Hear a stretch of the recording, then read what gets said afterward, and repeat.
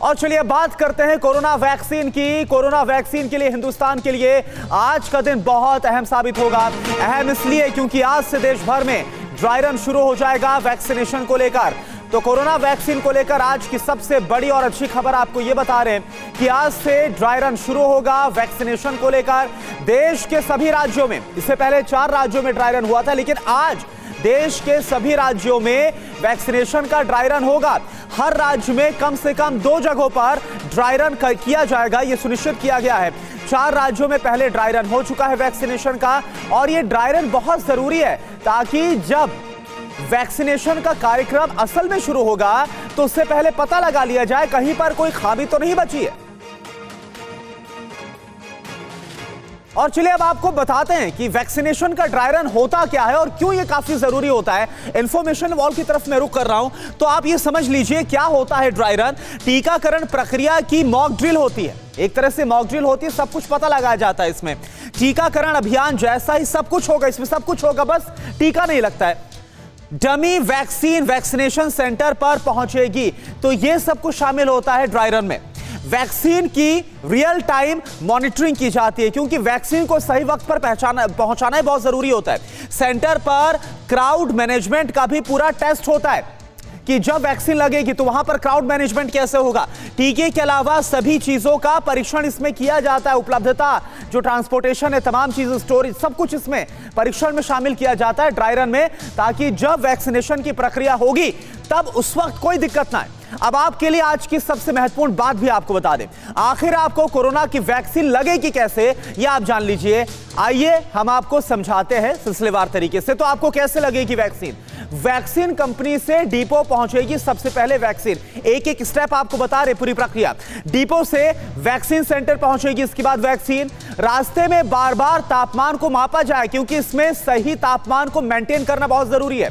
Vaccine centre से लोगों के पास एसएमएस जाएगा, एसएमएस में जगह और वक्त पूरी तरह से क्लियर मेंशन होगा। सुबह 9 बजे से शाम 5 बजे तक वैक्सीन दी जाएगी।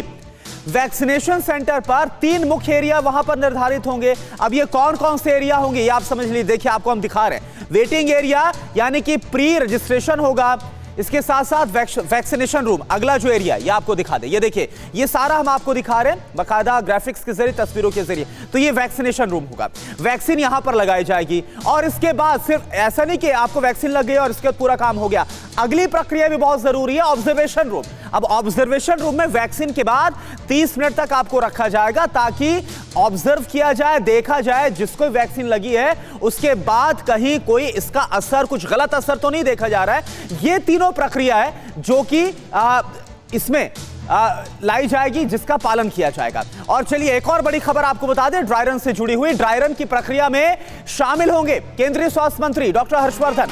दिल्ली के जीटीबी अस्पताल जाएंगे डॉक्टर हर्षवर्धन, सुबह 9:30 बजे जीटीबी अस्पताल जाएंगे हर्षवर्धन। ड्राई रन की पूरी प्रक्रिया का जायजा लेंगे केंद्रीय स्वास्थ्य मंत्री। दिल्ली में 3 जगहों पर वैक्सीनेशन का ड्राई रन होगा और खुद इसकी जो निगरानी है वो दिल्ली में केंद्रीय स्वास्थ्य मंत्री डॉक्टर हर्षवर्धन करने वाले हैं। 9:30 बजे सुबह जीटीबी अस्पताल जाएंगे सबसे पहले।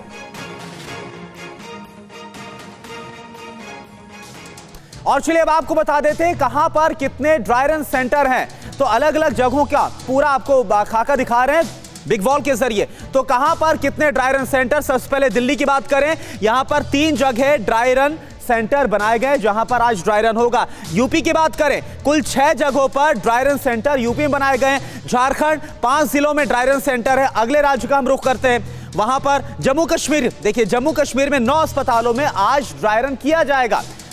केरल में 4 जिलों में आज ड्राई रन होगा जहां पर सेंटर बनाए गए हैं। कर्नाटक में 5 सेंटर में आज ड्राई रन होगा। तो आपको संख्या बता रहे हैं और आप देखिए पिछले बार के मुकाबले इस बार जो ड्राई रन सेंटर्स की संख्या है यह भी बढ़ा दी गई है। कर्नाटक के 5 सेंटर पर ड्राई रन होगा और एक एक करके तमाम जो राज्य हैं वहां पर हम आपको दिखा रहे हैं कि कहां पर कितने जो सेंटर है वो बनाए गए हैं। और आज सबसे बड़ी बात है, जैसा हमने आपको बताया कि आज पूरे देश में, पहले सिर्फ 4 राज्य में होता, आज पूरे देश में ड्राई रन हो रहा है। और चलिए ये आपको हम दिखा रहे हैं, आप जरा समझ लीजिए इस टीम को कि ये जो ड्राई रन वैक्सीनेशन टीम है इसमें कौन कौन होगा। तो ये देखिए वैक्सीनेशन ऑफिसर होगा जो कि सबसे पहला व्यक्ति है वैक्सीन स्टोरेज का जो पूरा काम है इनकी जिम्मेदारी में होगा। वैक्सीनेशन ऑफिसर 2, अब इनकी जिम्मेदारी क्या होगी? दस्तावेज की जांच की जाएगी, तमाम जो डॉक्यूमेंट्स हैं उन्हें देखा परखा जाएगा। मुख्य अधिकारी या फिर नर्स, अब यहां पर ये इंजेक्शन इंचार्ज होंगे, यानी कि यहां पर वैक्सीन का जो डोज है वो दिया जाएगा। वैक्सीनेशन ऑफिसर 3, एक बार फिर से तमाम जो दस्तावेज हैं उनकी जांच की जाएगी। और वैक्सीनेशन ऑफिसर 4, इनका क्या काम होगा?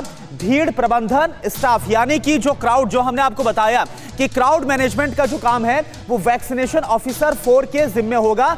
तो ये कुल मिलाकर आप देखिए 1 2 3 4 5, ये जो टीम है ड्राई रन वैक्सीनेशन की जो टीम है, कुल मिलाकर इसमें 5 अधिकारी, 5 ऑफिसर्स हैं जिनको शामिल किया गया और सबके जिम्मे अलग अलग मुख्य जिम्मेदारियां दी गई हैं।